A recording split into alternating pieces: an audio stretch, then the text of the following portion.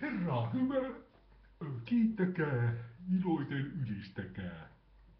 Totuuden henki, johda sinä meitä. Amen. Tässä taas pastorimme Peter Gottninen pitkästä aikaa ensimmäistä kertaa tänä vuonna 2014. Juuri äsken kolahti postiluukusta uusi opettajalehti. Ja minä heti inspiroidun, kun kannessa on reipas täti ja otsikko sama minä kotona ja koulussa. Ai etkö ole opettaja, kysyttiin Riikka Saarelalta. No nyt hän on. Tässä Riikka Saarela. Oppilaat ihmettelivät, että eikö hän ole opettaja. On niin ihmeellistä, kun on semmoinen opettaja. Oikein. En ole vielä lukenut juttua oikeastaan, mutta ajattelin sen suoraan lukea koko maailmalle. Koska on tärkeää, että tämmöisiä positiivisia viestejä välitetään näinä kovina aikoina meille kaikille ihmisille.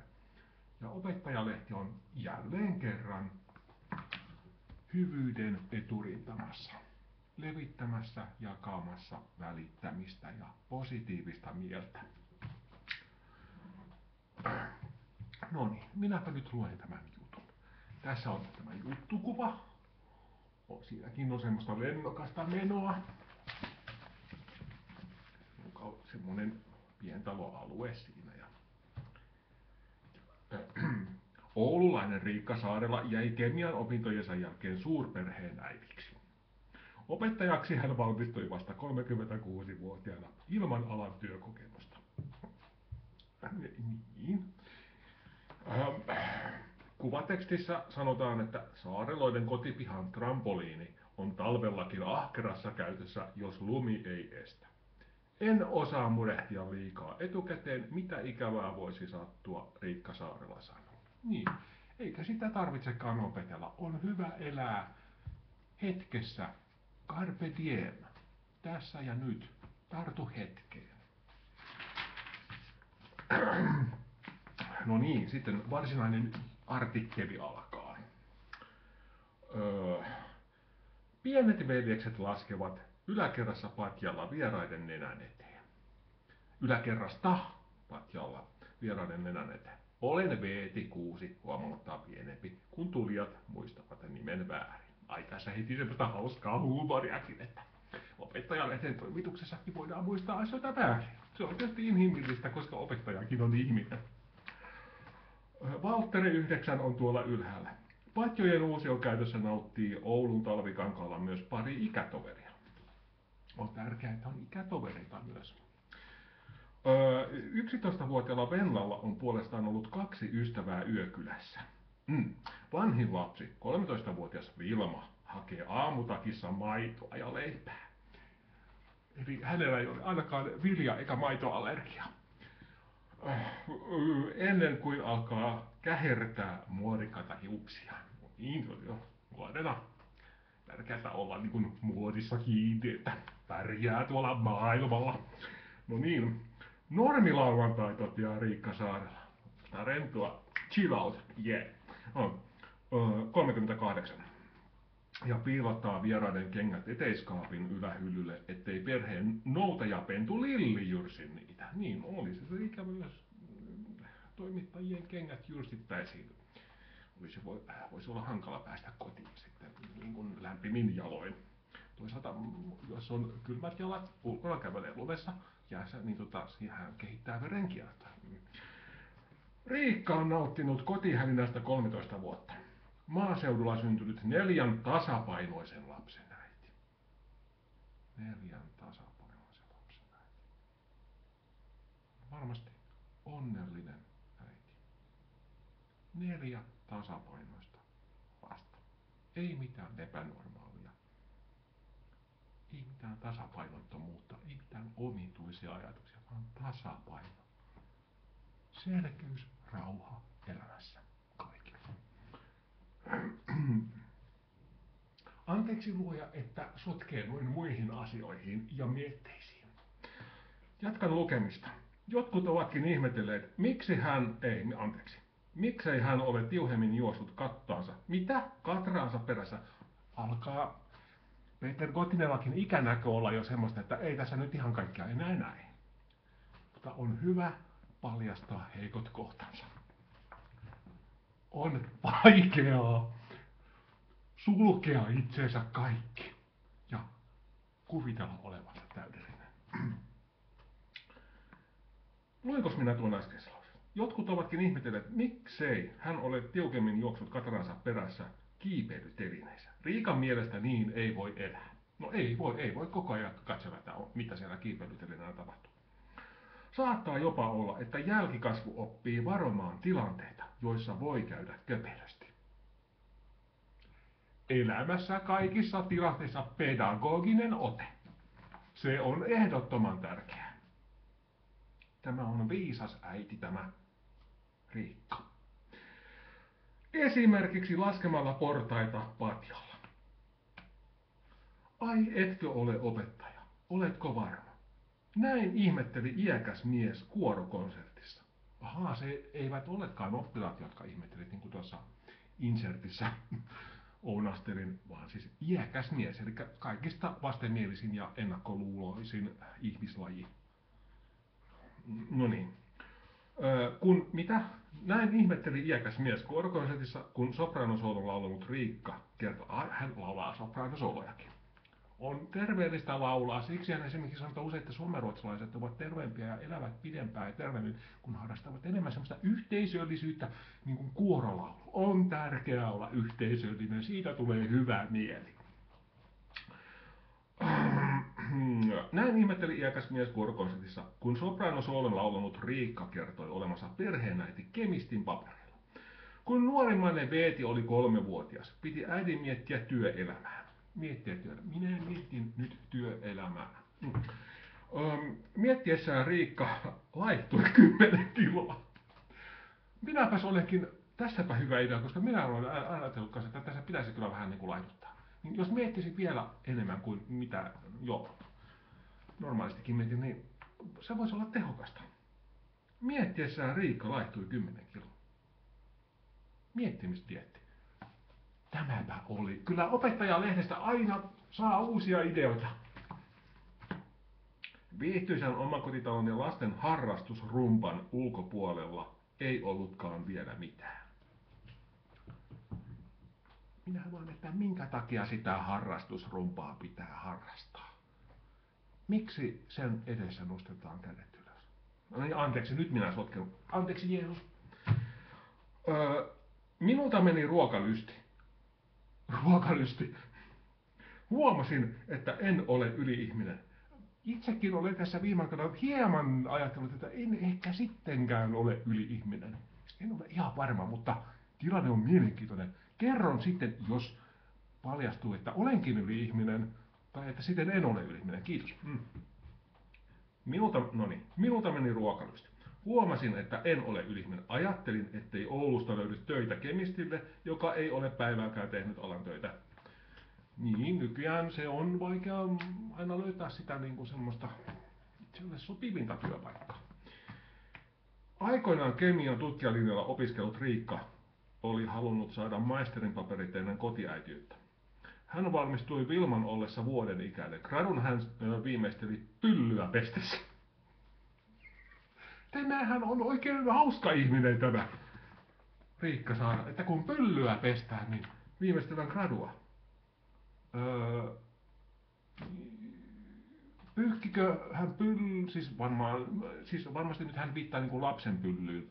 Eli kun pieni lapsi ei osaa itse vielä sitä pyllyä pyyhkiä, niin hän ehkä vasemmalla kädellä pyyhki pyllyä ja oikealla naputteli gradua. Voisin kuvitella, täytyy ehkä kysyä. Lähettää vaikka lukijakirja opettajalehteen, että mitenkä se gradu viimeistellään siinä samalla, kun pyllyä pyyhitään. No niin, nämä pyllyasiatkin ovat hyvin tärkeitä. Mihin minä jään? Aikoinaan kemian tutkijalla gradun viimeisen pyllyä pyyhkiä. No niin, ei kun siis pestässä. Ei sentään pyllyä pyyhkeestä. No niin. Nyt Riikka oli valmis menemään kaupan kassalle, jossa oli ollut jonkin aikaa 2000-luvun vaiheessa. Hetkeksi hän menikin. Sosiaalinen ihminen tykkää rupatella mummojen kanssa. No eikä sosiaalinen ihminen sitten tykkää ihan minkä tahansa ihmisryhmän kanssa rupatella. Että ukkojen ja nuoremman väestön osan ja mitä näitä nyt onkaan. Hän pohti myös perhepäivähoitajuutta, mutta siinä perheenäidin raja tuli vastaan. Työtä ja vapaa-aikaa olisi ollut mahdotonta erottaa, sanoo Riikka ja toteaa Lillin pissanneen kauniille laminaattilattialle sanomalehti alustan yli. No nyt sitten pitää se laminaattilattia varmasti jaa, mutta laminaatti, onko se semmoinen, että se pissa on vähän semmoinen ongelmallinen siinä, että se no joo. Sitten Riikka näki lehti-ilmoituksen. On muuten kiva, että tommosia pieniä pissajuttujakin tässä sivussa, että kun tulee semmoinen luonteva, rento, elämänmakuinen tunnelma lukijalle, että se semmoinen lämmin perhe-elämä siellä, niin sitä välittyy hyvä tunnelma. Ja siitä tulee hyvä mieli. Sitten Riikka näki lehti-ilmoituksen, jossa Oulun yliopisto haki maistereita opettaja-pedagogisiin opintoihin. Vaikka uusia luonnontieteiden maistereita valmistuu paljon, heille on tarvetta varsinkin pohjoisen pienemmissä kunnissa. Siinä oli ratkaisu. Jo pyrkijöille tehdyssä haastattelussa hänelle jäi tuntuma, että sisälle päästään. Olen kova puhumaan. Se on hyvä, että jos puhututtaa, niin sitten puhutaan. Nyt painoin sivua, käänsin sivua. Tässä on tämmöinen sivu, siinä on tämmöinen vähän niin kuin tämmöinen kaukaisuuteen katsova kuva. Vaikka on semmoinen pullanlämpöinen äiteli tämä näin Riikka, niin myös ajatuksia katsotaan luonnon keskellä. Mietitään syviä ajatuksia varmasti. Se on oikein hyvä. Säilyy tasapaino. Elämässä on sitä arkea ja sitten on myös sitä, että mietitään vähän niin kuin syvempiä asioita. No niin, Oulun yliopiston kilometrikäytäviä mittaillessaan. Ja Riikka nautti vapaasta olostaan. Hän sai mennä yksin kahville ja vessaan.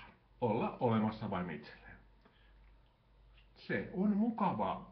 Jos on ollut jatkuvassa rumpassa, että pitää huomioida, niin en yhtään epäile. Asia on näin.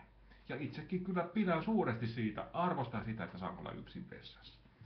Se on, WC-tila on semmoinen, että toimituksen aikana en mielelläni jaa sitä lähimmäisten kanssa. No niin. Vanhemmalla iällä opiskelun etuja on, että tietoa osaa paremmin hahmottaa ja valikoida. Tenttikirjasta Riikka luki tutkivasti, kyllä. Luki tutkivasti. No se on hyvä, kun lukee tutkivasti, niin omaksuu vielä syvemmin sitä luetun ymmärtämistä. Näin hän sai hyvät avaimet selittää kysymyksiä oppilaalle eri tavoilla. En hän ollut miettinyt derivaattoja 10 vuoteen.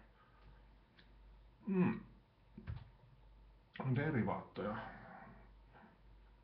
Noloa paljastaa sivistymättömyytensä, mutta varmaan tuo liittyy jotenkin niihin kemian opintoihin. En ole varma. Joku oppilas on todennutkin, että kun minä selitän, monimutkainen asia tuntuu yksinkertaiselta. Minä taas olen huomannut, että kun minä selitän, niin yksinkertainen asia kuulostaa monimutkaiselta. Mutta on hyvä, että meitä on moneksi. Yritän kyllä yksinkertaistaa asioita. Luonnontieteiden opiskelijana Riikka tottui siihen, että tarkasteltaviin ongelmiin löytyi vastaus. Kyllä tai ei. Se on hyvä, että on kyllä tai ei. Se on ei mitään semmoista spekulaatioita, että toisaalta. Kyllä tai ei. Se on. Kasvatustieteen pohdiskelevuus ei tuntunut yhtä järkevältä. Niin. No ehkä tässä minä olen nyt vähän eri linjoilla Riikan kanssa, että minä taas mielelläni pohdiskelen kaikenlaisia erilaisia vaihtoehtoja, mikä ei tietenkään aina ole järkevää. Elämä on tässä nyt, carpe diem, tartu hetkeen. Ton reipas uudisopiskelija totesi tämän myös kasvatustieteilijä ystävänsä tohtori Karon kanssa. Luonnontieteet ja kasvatustiede olivat eri maailmasta. Niin, kyllähän kasvatustiede luonnontieteeseenkin liittyy, että maatalous tavallaan on osa luonnontieteen käytännön toimintaa ja kun kasvatetaan jotain kasveja, niin sehän on kasvatustiedettä. No niin, ehkä lähdin hieman soitellen sotaan. Olin sentään 4 lasta päätoimisesti kasvattanut. Siinä kuluu muuten varmasti paljon vettä, kun on 4 lasta pitää kastella. Kun kemiassa ja matematiikassa kysymykseen haettiin vastaus, kasvatustieteessä esitettiin jatkokysymys. Pikkuhiljaa osasin kuitenkin miettiä eri näkökulmista, mitä opettaja tekee. Niin, minäkin tässä mietin, että mitähän sitä tänään esimerkiksi ja kanssa tekee. Se on aina joidenkin kanssa. Mutta nyt palataan näitä. Ihanaa katsoa, kun matematiikan opilla on jotain muutakin kuin mustaa ja harmaata. No ei hitto. Musta, harma. Siis minähän olen nyt matematiikan opettaja. Ui, hyvä tavaton. Älkää kertoko kenellekään, enkä minäkään kerro kenellekään. Pidetään tämän salaisuutena. Peter Gottninen on matematiikan opettaja. Yläasteikäisen kirjallinen palaute kuvaa hyvin yli Iin 200 oppilaan yhtenäiskoulun näkemyksiä opettajatulokkaista. Punaisten paitojen lisäksi Riikalla on astetta rennompi asente kuin Riikalla on astetta rennompi asenne kuin monella vastavalmistuneella. Se on hyvä. Minäkin pyrin siihen rentoon asenteeseen matematiikan opettajana, mutta aina ei onnistu. Välillä on pinnan kirja, kun... No niin, ei siitä nyt tällä kertaa. Minusta ei kuulemma saa virallista opettajaa millään. Ehkä siksi, että minulla ei ole ainakaan vielä erillistä opettajaa minä. Tässä minä osaan kyllä myötä elää Riikan kanssa. Minullakaan ei ole erillistä pastorin minää.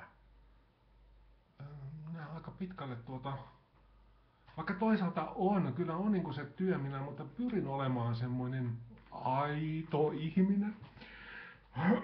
Totta kai myös elämänkokemus näkyy.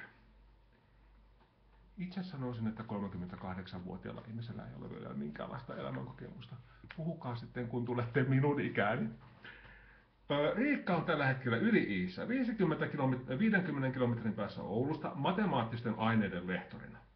Eli hänhän on sitten kollega. Jos minä olen kertaan matematiikan opettaja, koska minulla on mustaa ja harmaata, niin minähän olen sitten matematiikan opettaja. Eli olemme kollega. Minulla on tämmöinen kollega nyt ilmeisesti. Ihan kiva kollega varmaan. Opettajuus on muuttanut Riikan kouluajoista. Opettajuus on muuttunut Riikan kouluajoista paljon, koska tieto on nyt kaikkien saatavilla. Se ei aiheuta hänen mielestään auktoriteettiongelmaa, vaan tiedosta kuuluu yhdessä etsiä olennainen. Tiedosta kuuluu yhdessä etsiä olennainen. Niin, se on semmoista yhteistyötä se opettaminenkin pohjimmiltaan, että yhdessä kohden kirkkaana loistavaa päämäärää kiipeämme. Se majakkana siellä loistaa.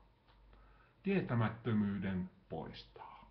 No niin, kaikki tietävää vaikutelmaa meistä ei enää synny. Kyllä minä haluaisin antaa itsestäni semmoisen vaikutelman, että minä tiedän kaiken. Lehtori Saarela otaksuu parhaiden puoliensa. No niin, minä aloitan tuon äskeisen virkkeen alusta ja tunnustan tehneeni äsken virheen. Näin poikkeuksellisesti.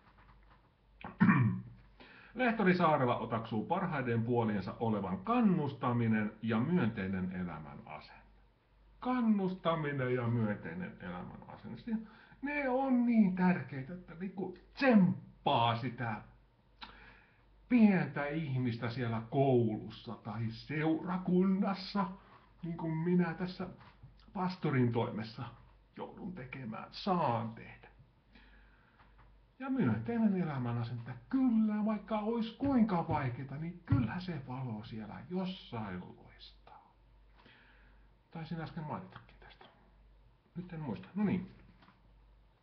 Hän pyrkii antamaan oppilaille kehuja pienistäkin oivalluksista. mukavassa ilmapiirissä oppii paremmin. Se on muuten ihan totta. Jos on kireä tunnelma oppimishetkessä, niin ei siinä kyllä mitään opi. Se on sillä tavalla. Paras olo tulee siitä, kun oppilas oppii. Riemastun yleensä itsekin ja saan paljon voimaa työhön.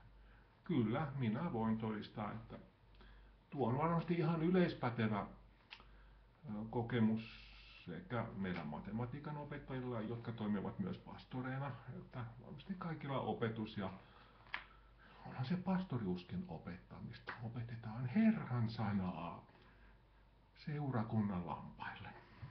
Se on.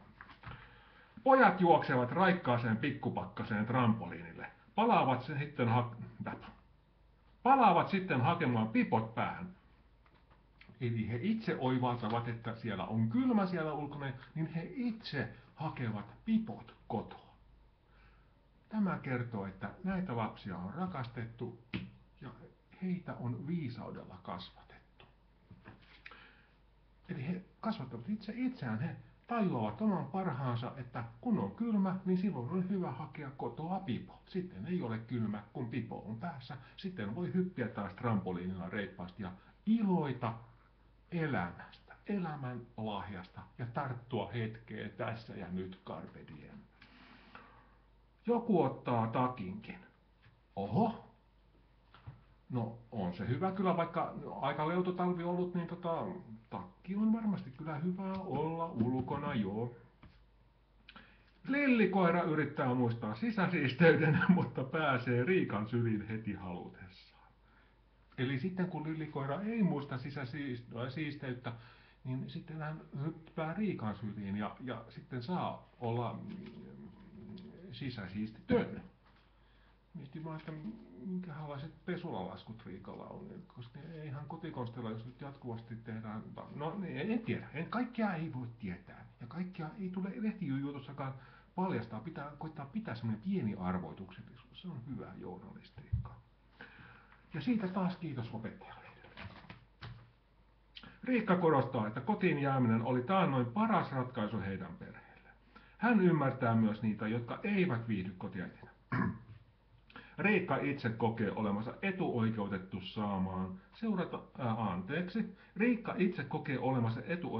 saatuaan seurata lastensa kehittymistä kokopäiväisesti. No se on varmasti antoisa kokemus, en yhtään epäile. Näin hän on opettajanakin kypsempi ja varmempi.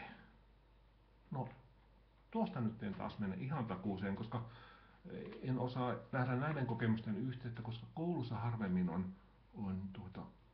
siis alle kouluikäisiä lapsia. Ja se on kuitenkin sitten eri asia, kun siellä koulussa on oppimistilanteita ja siellä on sitten se oppilaiden keskinäinen ryhmädynamiikka ja heidän kokonaisdynamiikkansa suhteessa opettajaan ja opetettavat asiat, niitä ihan ehkä, mutta näistäkin on hyvä keskustella ja voidaan hyväksyä, että voimme ajatella eri tavoin. Toki kuulin vuosien varrelta ihmettelyä, että herran jestas, akateemisesti koulutettu ja vain lasten kanssa kotona. No voi. Heität opinnot hukkaan. Mitä jos et saakaan töitä? On se kiva, kun ne lähimmäiset aina huolehtii meistä ihmisistä. Mutta on se siinäkin hyvä, että ilmeisesti heillä ei ole omia huolia. Voivat keskittyä sitten huolehtimaan toisista ihmisistä. Se on kyllä niin kuin todella liikuttavaa ja kiitos rakastavista lähimmäisistä, Jeesus.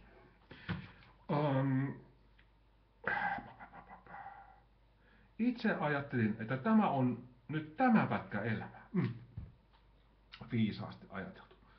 Kun minä nyt esimerkiksi tässä luen teille tätä opettajalehden, niin tämä on nyt tämä pätkä elämää. Minun on turha huolehtia tässä nyt, että pitääkö minun lähteä, niin kuin muuten kohta pitääkin, mihinkään. Ja nautitaan tästä hetkestä ja tartutaan hetkeen ja carpe diem.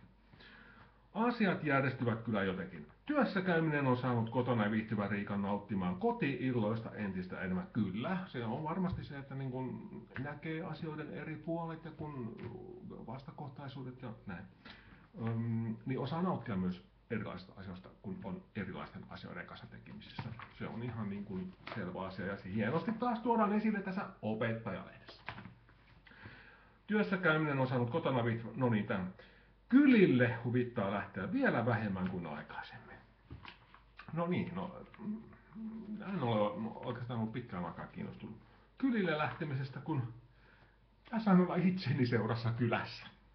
No niin, lauantai-iltaisin on kaikkein parasta käydä lasten kanssa saunassa. Tehdä pizzaa on muuten kirjoitettu P-I-T-S-A-A. Itse minä olen vähän semmoinen, voi olla että se on väärinkin, mutta minä kyllä kirjoittaisin pizzan 2 Z-kirjaimella. Tuossa pizza. No ei se nyt ehkä näy siinä, mutta tehdään pizzaa ja laulaa Singstaria. Laulaa Singstar. No Singstar on varmasti tämmönen laulupeli. Minä olen muuten kerran elämässäni ollut tilanteessa, jossa tämmöistä jotain vastaavaa on. Mutta sitä en halua muistella. Jos nuoriso ei anna minun osallistua, laulan keittiön puolella. No siinähän tulee semmoista luomu Dolby Surround vaikutelmaa, kun sieltä täältä kuuluu reipasta Singstar-laulua. Uusi pätkä elämää on juuri alkanut. Se oli viimeinen lause. Se on hienoa. Uusi pätkä elämää on juuri alkanut. Tässä on sitten vielä kuvateksti. Hetkinen, missä? Näin. Riikka Saarela haluaisi opiskella luokanopettajaksi, palata pienempien pariin, kun omat lapset kasvavat. No niin, mutta sehän tavallaan sanottiin. No niin, nyt tämä opettajalehden, minä en ole vielä mitään muuta juttuja lukenut tästä lehdestä, mutta varmasti koko viikonlopun käytän hyvin tiukasti opettajalehden tutkimiseen. Siellä on aina niin hyviä artikkeleita ja niin viisasta semmoista ymmärtäväistä, empaattista puhetta. Siitä saa voimaa jatkaa tällä kuka milläkin taipaleella kulkee. Mutta kiitos taivaan isä, että sain tämänkin hetken jakaa tässä ja nyt yleisöni kanssa. Oikein hyvää viikonloppua. Ja tosiaan vielä tätä alkanutta vuotta 2014. Toivon, että siitä tulee armollinen.